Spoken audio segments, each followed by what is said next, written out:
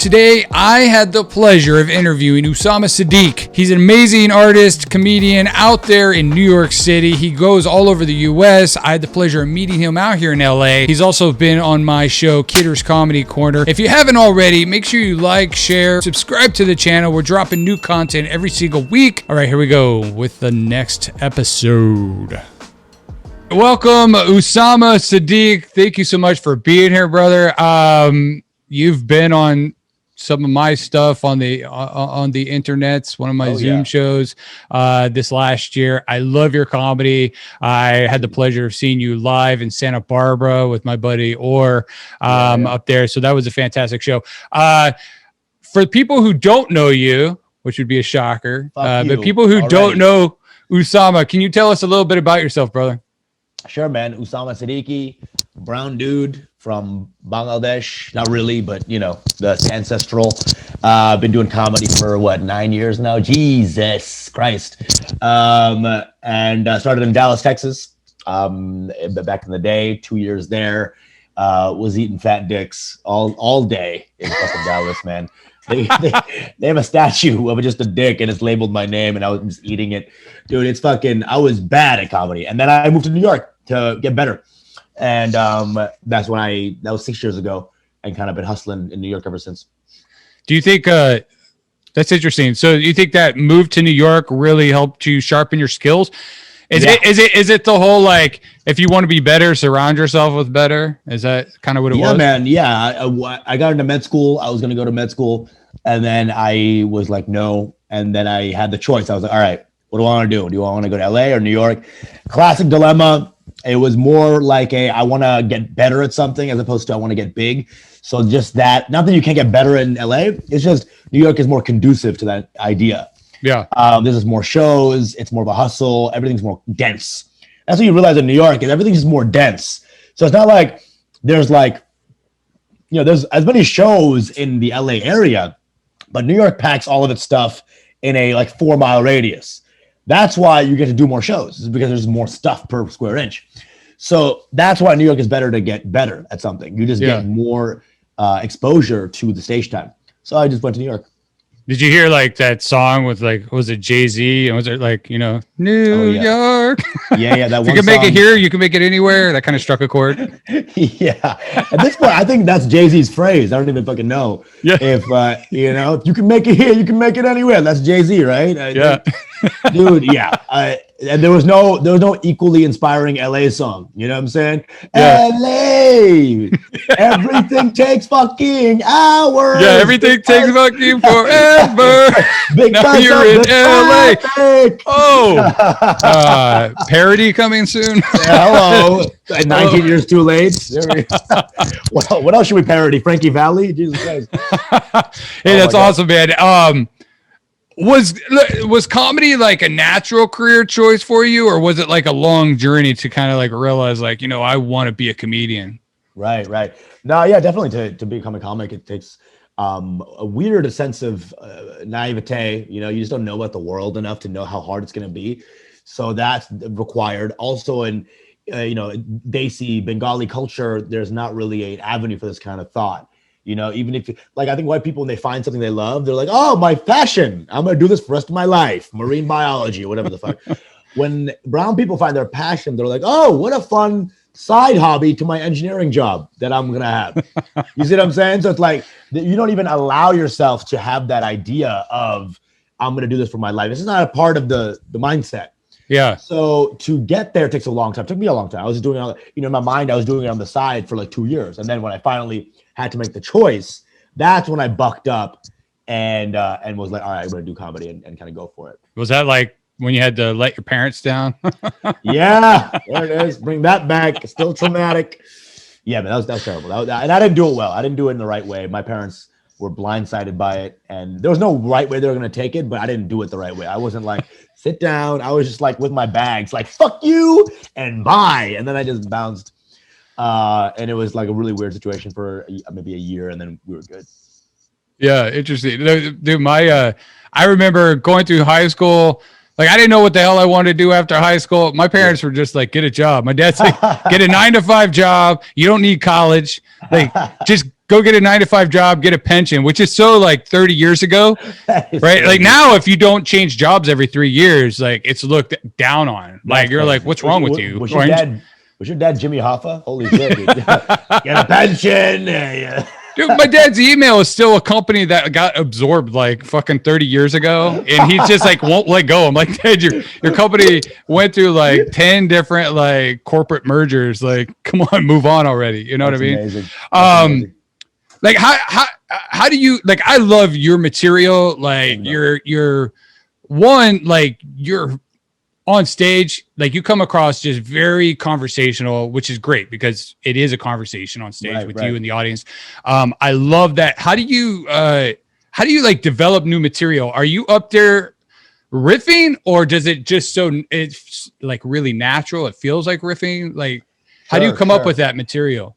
I think some people do it different ways. Some people just go straight riffing. Some people just go straight, like, I'm just going to fall into whatever bit.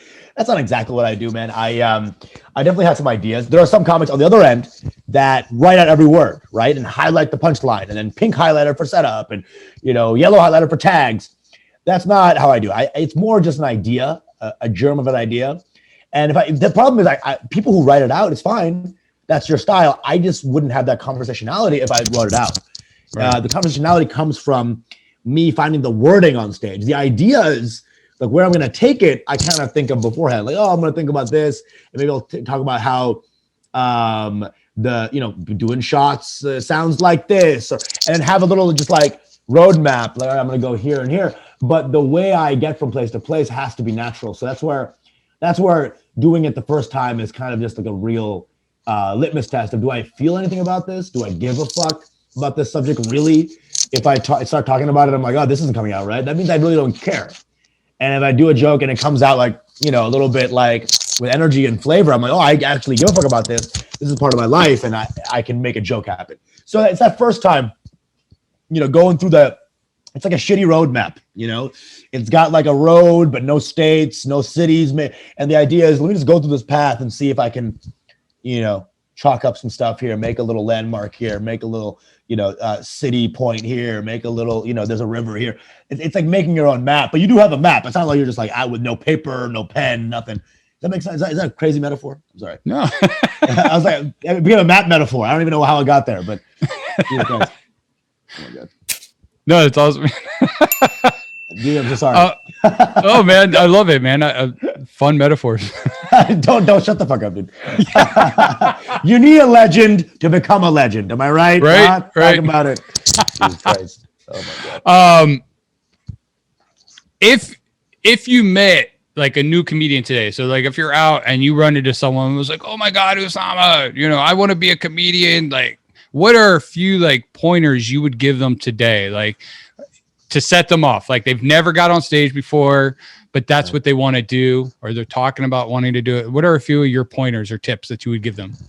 I guess the thing the most people have realized is that once you find your dream, that's when the hard part starts. American society has led you to believe that if you find your dream, that's the end of your difficulty in life. Now you found your dream. Now you're good. Your passion. Great times. No, it's totally wrong. Now you found something you give a fuck about. Now everything matters. Every moment matters now. Now you're clicked into life. You're one of those few people in life, the hallowed few, who have clicked into something that is purposeful. Now you live a life of pain. That's what you have to realize, is that pain is now intricately woven into your life. You are going to fail a lot. You're going to care that you fail a lot. It's going to hurt you. That's the thing I'd say, is make sure you go as hard as possible, even through the pain, as your dream starts. So don't think that it's like this easy thing where you're just gonna, feel good about yourself all the time. You're really gonna feel the intensity. Yeah. No, that's great, man. What would you like if you could go back? So you started about 9 years ago. If you could go back today to like day one, what would you say to yourself 9 years ago? If you could go back. Stop crying when comics say hi to you. You know what I'm saying? Like, stop crying. What? I'm just kidding. Hey, I'm scared. Dude, I was so scared of comics. I was a very scared guy. I remember I was 20 years old. I was scrawnier than this. I was very, very just terrified. And I remember I was a little Muslim little boy, and I'd never seen someone drink scotch and smoke a cigarette at the same time. I was like a suburban kid, terrified, and just super nervous. And so know that when you start a comedy, you're going to see some real motherfuckers who have lived life and see the world a certain way, but no, they're not dangerous. We're all losers because we're doing comedy. It's okay. They're not like, they haven't killed anybody. No one's a desperado. No one can fight anybody. We're just fucking little smart weirdos up here. And so that's why we do this. So I would tell him, don't be so scared of the comics. It's okay. Say hi. Don't be scared that you don't have all the riffs that they have. They're more comfortable in the situation than you are. They know this place. They know the bar. They know how to feel good in it. You know how to feel good with your friends. They're just feeling the same way you feel. The problem is you care about this place now more than anything. So now you're like all freaked out and you're scared that you can't riff with these guys. It's okay. It's okay. Don't worry about it. Don't worry about being able to just be awesome so quick. I was always like nervous. I was like, will I have anything to say to these people? I was 20 years old. These guys were 28, 30, different lifestyles. A lot more, a higher repository of information. Could riff on many different subjects. That used to terrify me. That used to be really scary to me. And I say, just don't worry about it, man. It's okay. You're 20, be 20. It's fine to be 20. Just, you don't, trying to find other 20-year-olds, young people who do comedy. But the fear is just you creating your own anxiety because you're creating your own stakes. You're creating too many stakes in the motherfucking room when you walk in. Everyone's thinking about their own set. Everyone's thinking about their own bullshit and tags and how the new jokes aren't working and how they want to fuck that one bartender, but she's fucking the other guy who is a road comic, blah, blah, just don't worry about stuff so much. Just work on the jokes, get the jokes better. How important do you think networking is? Like you said, you were like all nervous about like comics talking to you or like what, meeting them or whatnot. I mean, how important? Dude, we used to have this Facebook group for Dallas Fort Worth comedians called DFW Comedians. It was the scariest place because, bro, it was all like funny motherfuckers writing on like, talking. And if you didn't get likes, you were fucking ostracized. And if you like, it was all like currency, man. And it was rough, man. It was rough. People would shit on you for your shitty comment. It was like, what are you doing? You suck. First time someone invited me to the page, I was so happy. I made a post. I was like, thank y'all for inviting me to the page. I can't wait to go hand in hand in the comedy journey. And then I got fucking skewered, destroyed. People took my last set and told me why those jokes were bad and how I should quit comedy and my life. It was brutal. It was brutal. And so what was the question? I blacked out. The idea, no, just networking with people. Oh yeah, networking. Yes. So yeah, fuck networking. No, dude. It's very important, but just also be a human being. What they were trying to do was give me a gauntlet. Like, hey, listen, man, stop being so weird. Just be a human being. Stop trying to be like, yeah, we're all great, yay, comedy brethren. Like, dude, we don't try to add stuff to just the moment. Just be yourself, and if you're not, then we're gonna fucking fuck with you. And that's what I would say for networking. It's not. If you look at it like networking already, it's like, oh god, it sounds like a job. Just like, dude, try to just hang out, just hang. Yeah, it takes away the pressure of the word network and just hang. Find some people that are chill. It's a very social business, right? I mean, people run around in their circles or cliques, whatever you want to call it. But I mean, that is part of that journey is just getting comfortable, making friends, and having fun with it, and like no pressure if Bill Burr doesn't like you in the green room. Like, dude, who gives a shit? Like, move on. Fuck, dude. Exactly. Bill Burr give a shit a little bit because he knows, but besides him, dude, also just fucking show some love. Why can't networking have some love to it? Like I think people are always so scared in the beginning. They don't get any love from anybody because comics see human beings as comics first and then humans second. And so unless you're good at comedy, they won't even see you as a human. So that kind of seeps into the culture. And then when that comic gets some play, he treats the new comic the same way. Like, until you kill, you suck as a human being. You're nothing. And we got to flip that. Human first, comic second. And I think that's the main thing is like, just be a human. Just be chill, man. It's not you don't got to go out of your way. How you doing? You good? Are you feeling safe? Like, dude, don't be a weirdo. Just be, just hang out, man. Just fucking hang. It's okay. Yeah. It's all good. all good. Hey man, I it's funny that you mentioned the whole Facebook like currency thing because Dude, dude, do you know the LA comedy scene Facebook page? There's yeah, like that's what 16,000 people. And I joined that last year. Yeah. And one of the first things I wrote was this was like last April 2020. So we're all locked down. And I was like, I wrote a post and I said, hey everyone, I'm Chris Kidder. I'm hosting a Zoom show. It's a bringer. You have to bring 20 viewers. And I got like 300 likes on this thing. Like it was ridiculous. People thought it was hilarious just because people fucking hate bringers. That's like a thing. And so I just thought it'd be fun, that's like Zoom shows, make one really a bringer. Funny, hey, it's a 2-drink minimum. They have to be drinking in their we don't let them in. Exactly.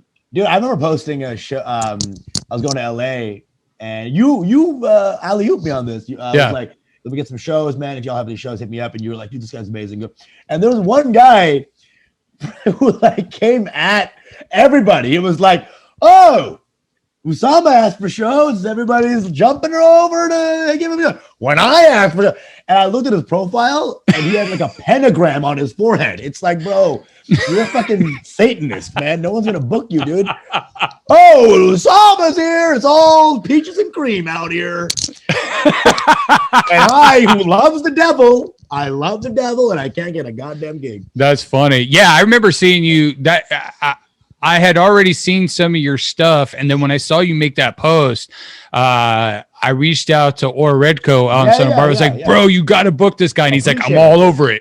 And then when he said he booked you, like I made sure that I came up to Santa Barbara to see it because I wanted to see you and meet you in person. But you know how important, like. Do you see, like, I mean, you've grown obviously over the 9 years. You're growing, like you've been at the Laugh Factory, you've been in a lot of places. Yeah. Do you think like social media like plays an important role of you like booking gigs now? Yeah, man. Yeah. Social media is definitely a thing where it's like, it's become another currency. Some currencies die and some currencies, resurrect, and some currencies are born. Like late night currency is there, but what's a higher currency now? It's kind of follower count. What people consider as currency changes. Nowadays, if you say to somebody, yeah, I've been on Colbert, okay, you could be awesome. Obviously, it's not like taking away from your skill, but no one's like jumping over their heels to get the Colbert guy. Yeah. But if you say, hey, this guy has been, Colbert, and she has 300K followers, like, whoa, what's that about? You see what I'm saying? Like, there's now things change. Social media is part of our lives, man. It's very much part of our lives. I don't like it. I think it's not. It doesn't necessarily say how good a comic you are. If anything, might say how bad a comic you are by any means. But comics, we're figuring it out. Before 5-10 years ago or 6 years ago, comics were just making really shitty web series. We were playing their game. We were playing everyone else's game. Now we're playing our game online, and it's working. A lot of comics are getting followings.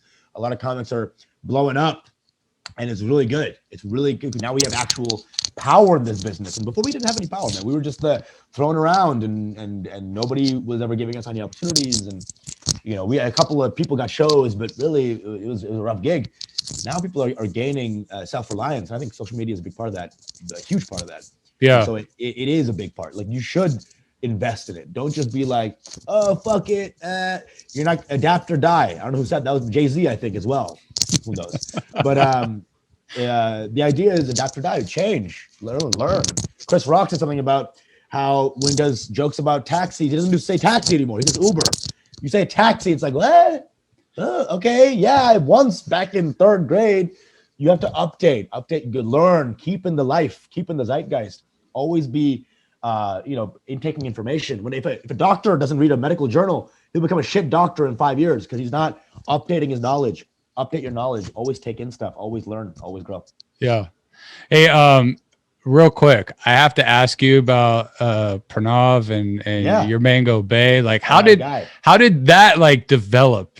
Which, by the way, anyone watching this right now, you have to check out their podcast and watch their videos. Like, they're so funny. Like, how did that develop? Dude, he's just my best guy, man. I met him at a mic, man, and Indians and Bengalis and Desis always, the tokenism thing. We have this thing where like, I'm the main Desi, I'm the main black guy, I'm the main Asian. And we have to stop that because it's such a fucking detrimental thing. And when I saw P, he was just such a fucking killer. His jokes were just like, oh, dude, whatever that guy, I'm gonna fucking be around that guy's space. And then I walked up to him straight. I was like, dude, you're fucking shit. And he's like, dude, you're the fucking shit. And then we started just riffing him. Mango started immediately. It was just like when I met him. Then one day we were on shrooms, and I was just like on his lap, just like Indians are basically always 69ing if you're friends. You're just always we're very touchy people. And so I'm just like rolling around in his balls, and I'm just like, hey, dude, I love you, bro. You're my fucking guy. We're eating mangoes, dried mangoes, and I was just like, bro, you're my bae, dude. And we were both like, you're my mango bae. And then we started, and I remember one day I woke up and I wasn't getting enough club gigs. I remember feeling really down about that. Just 1 month, 2 months, I was just not getting the play I wanted. And then I realized I was giving way too much credence to these fucking institutions, and I was like, why am I letting my my mental health be affected by a place? That day I called him on my birthday 2 years ago, and I was like, bro, let's fucking do this. Let's make a podcast. And then from then it was just like, let's try to make the funnest. Let's try to make it like two best friends are actually hanging out. A lot of people always make podcasts where like, it's like, oh, it's us, but it's for BuzzFeed. It's like there's this idea of making stuff that like, I'm scared people are going to see the actual me. We're like, dude, let's just give it the complete who we are. This is exactly how it's going to feel like if you hang out with us. Yep. And that's the vibe we try to bring. Like no fear, just love, and try to be as funny as possible. And you do, like when I watch or listen, I just feel like I'm in the rooms just watching bros like fucking drinking, or they're high as a kite and just fucking just talking about shit. Like I want to be there with you, Pranav, and just like fucking be a part of the conversation. Which like do you guys think about what you want to talk about? Do you have like an idea like, hey man, let's talk about a threesome today, and then you guys just fucking riff for an hour about it? Maybe we'll have a topic like, hey, you want to talk about this, and we'll just talk about it very loose. We try not to fucking keep it locked because the joy comes from the learning. We started this new clip series where we do roast the news. So every week on Monday we'll roast a news clip. And so that maybe has like, we're doing this story. Then we just go off on that story. Like it's always about going off and trying to make each other laugh and being as funny as possible, trying to up one up, the riff and play. It's like jazz. It's just like jazz, man. Good riffing is just jazz. It's fine, man. It's fine. It's such a good time. No, it's freaking awesome, guys. You have to check out Mango Bay on Instagram. It's your Mango Bay, and I'll have links for everything down below. But thank you so much for everything, dude. I think you shared a ton of valuable information, especially for new comics out there. Where can people find you, Usama? Like, where's websites, social media links, all this stuff, which I'll have below in the description as well. Gotcha, man. Follow me at Usama Stands Up, USAMA STANDSUP. Follow the podcast Mango Bay at Your Mango Bay, YOURMANGOBAE. That's it, man. Awesome, man. What do you got coming up? You got anything great coming up? The main thing I'd say for people is, dude, listen to Mango Bay and join the Patreon. Join our Patreon, patreon.com/Mango Bay. We post a lot of exclusive content, a lot of wild shit, and just join the Patreon and help us grow. Good, man. Go support Usama and Pranav for their podcast and stuff. Do you have any merch? Yeah. MangoBay.com/merch. Get in there, bro. Fuck yeah, dude. I'm gonna have to go check that out and see what you got, man. Yeah, bro. It's a couple of shirts. A couple of mugs. I know my wife told me I need to start create my merch because I have all my unicorn shit. I need to create some unicorn. I love it. For all my stuff. Well, thank you so much, man. I really appreciate you, Usama. Likewise, bro. Yeah, man. I love you. All right, man. Peace. All right. I love how you said I love you behind your breath. You're like, dude, I love you. Oh, dude, I love you, man. I know. Have a good time. Hey, man. Chill. It's chill, dude. I wish I was Indian and we could 69 each other. Yeah.